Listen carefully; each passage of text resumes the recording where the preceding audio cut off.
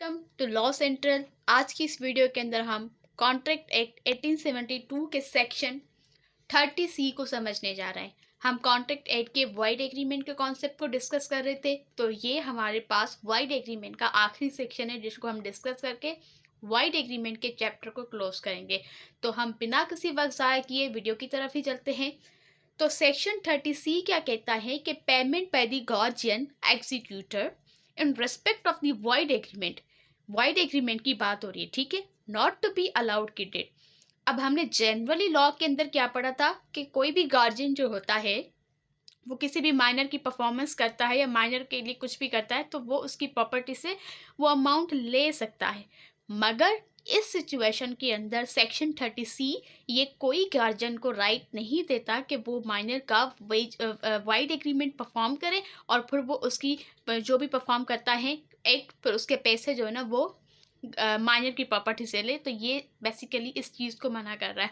और सिर्फ legal representative guardian की बात नहीं हो रही, अगर कोई लीगल पर्सनल रिप्रेजेंटेटिव भी है ना या वारिस ही क्यों ना हो, फॉर एग्जाम्पल किसी ने वाइड एग्रीमेंट किया था, अब उसकी डेथ हो गई तो उसके पीछे लीगल रिप्रेजेंटेटिव परफॉर्म करते हैं। हमने पढ़ा ना कि जब किसी पर्सन की डेथ हो जाती है और उसने कोई एग्रीमेंट करा होता है तो फिर उसके अगर पर्सनल स्किल की बात नहीं तो फिर उसके जो लीगल रिप्रेजेंटेटिव होते हैं वो परफॉर्म करते हैं। तो इस सिचुएशन के अंदर कह रहा है, इस सेक्शन के अंदर कह रहा है कि अगर लीगल रिप्रेजेंटेटिव परफॉर्म करते हैं किसी डिकीज के वाइड एग्रीमेंट की, तो फिर वो वाइड एग्रीमेंट अगर उन्होंने परफॉर्म किया है डिकीज का या माइनर का गार्जियन ने, तो वो उसकी प्रॉपर्टी से नहीं ले सकता, ठीक है। इन सच एग्रीमेंट, देखिए यहाँ पे लाइन पे गौर करें, on behalf of the such minor of the डिकीज person in the respect of any such agreement, ठीक है। एनी सच एग्रीमेंट यहाँ पे बेसिकली वाइड एग्रीमेंट की बात हो रही है, या फिर कोई भी कमीशन हो या फी हो या कोई भी रिवार्ड या क्लेम जो कि रेफर करता हो अंडर सेक्शन 30A या 30B, तो वो ये गार्जियन या जो भी परफॉर्मेंस दे रहा है वो नहीं ले सकता। हम इस कॉन्सेप्ट को मज़ीद 2 एग्जाम्पल के साथ समझते हैं तो फिर ज़्यादा कॉन्सेप्ट क्लियर हो जाए। तो एग्जाम्पल की तरफ आते हैं। फॉर एग्जाम्पल आप ये देखें कि ए हमारे पास एक बंदा है जो कि गार्जियन है। ए हमारे पास एक गार्जियन है, किसका गार्जियन है? बी का। तो बी यहाँ पर क्या हुआ? माइनर, ठीक है। अब क्या होता है कि ये जो बी है ना, ये क्या करता है, इन्होंने कोई वेजर एग्रीमेंट किया था किसी थर्ड पार्टी के साथ, ठीक है। इन्होंने शर्त लगाई थी किसके साथ? सी पार्टी के साथ। और ये जो बेट होती है, ये जो बी है ना, ये लूज करता है, लॉस्ट, ये हार जाता है वो शर्त। अब इस कंडीशन में क्या होता है कि जो ए है ना वो अमाउंट पे करता है, ठीक है, अमाउंट पे करता है किसको? सी को, बी की बिहाफ पे। अब इस सिचुएशन में सी ने जो अपनी पॉकेट मनी से वो अमाउंट पे किया है सी को, ये ए के पास राइट नहीं है कि वो बी की प्रॉपर्टी से ले सके, ठीक है। अब अगर बी नहीं ले रहा तो ए के पास ये कोई राइट नहीं है कि वो कोर्ट में जाके ये कहें कि बी चूंकि माइनर है मेरा, मैंने इसका अमाउंट पे किया है, इसने शर्त हारी थी, तो लॉ इसको इंस्पावर नहीं करता, लॉ इस चीज़ को अलाउ नहीं करता। और इस सिचुएशन के अंदर ये वाइड एग्रीमेंट की कैटेगरी में आएगा। तो यहाँ पर ये एग्रीमेंट एनफोर्सेबल अंडर लॉ नहीं बल्कि ये वाइड एग्रीमेंट है, ठीक है। तो हम और एग्जाम्पल समझते हैं, फिर ज़्यादा कॉन्सेप्ट क्लियर होगा। हमने यहाँ पर ये जो एग्जाम्पल डिस्कस किया था ये माइनर और गार्जियन का डिस्कस किया था। अब हम एक और एग्जाम्पल समझते हैं जो कि डील करेगा हमारे लीगल रिप्रेजेंटेटिव पे, ठीक है।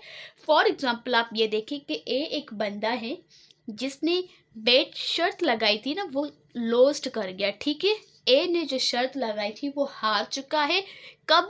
ऑन सपोज करते हैं हम 5 मई को, ठीक है। 5 मई को ए ने बेट हारी थी, जो उसने शर्त लगाई थी किसी भी थर्ड पार्टी के साथ, वो इसने हार दी। अब इस सिचुएशन में क्या होता है, अब हार दी, ठीक है। अब हारने के बाद क्या होता है कि ए की 5 मई को उसने शर्त हारी थी, कुछ आवर्स के बाद, ठीक है, आफ्टर फ्यू आवर्स क्या होता है, उसको हार्ट अटैक होता है, ठीक है। आफ्टर फ्यू आवर्स उसकी डेथ हो जाती है because of the heart attack, ठीक है। अब उसको हार्ट अटैक हुआ और उसकी डेथ हो गई। अब इस सिचुएशन में क्या होता है कि बी जो के सपोज करते हैं कि इसका सन है, तो ए यहाँ पे हमारा फादर हुआ और बी हमारे यहाँ पे इस ए का सन हुआ। अब ये क्या करता है, वो अमाउंट जो उसने हारा है वो पे कर लेता है। ठीक है, अमाउंट जो बेट वाला है ना, अमाउंट है ना शर्त वाला, वो उन्होंने पे कर दिया।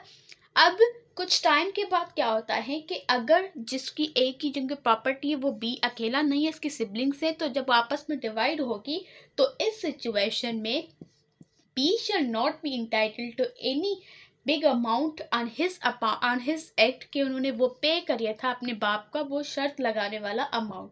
तो इन सच जब डिस्ट्रीब्यूशन होगी प्रॉपर्टी की तो बी के पास ये राइट नहीं है कि वो अपनी सिबलिंग से इस चीज़ ये वाले पैसे भी ले या ये थोड़े अमाउंट ज़्यादा उसकी प्रॉपर्टी में से ले, क्योंकि उसने अपने बाप की ये शर्त वाली जो एक परफॉर्मेंस है ये परफॉर्म की थी। ठीक है, शर्त जो उसने लूज़ की थी ये अपने बी ने अपनी पॉकेट मनी से पे की थी, तो अब ये अपनी बाप की प्रॉपर्टी से ये एक्स्ट्रा चीज़ नहीं ले सकता। ठीक है, तो इन शॉर्ट हमें ये सेक्शन 30C ये कहता है कि जो भी परफॉर्मेंस होगी अंडर वाइड एग्रीमेंट तो फिर उसकी परफॉर्मेंस के बाद जो पैसे मिलते हैं या जो प्रॉपर्टी से लेने का राइट होता है, ठीक है, किसी भी गार्जियन को या लीगल रिप्रेजेंटेटिव को, तो वो इस सिचुएशन में नहीं होगा। आई होप कि आपको सेक्शन 30C समझ में आया होगा।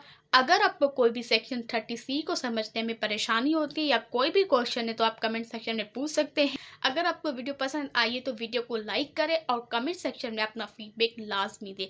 Thank you.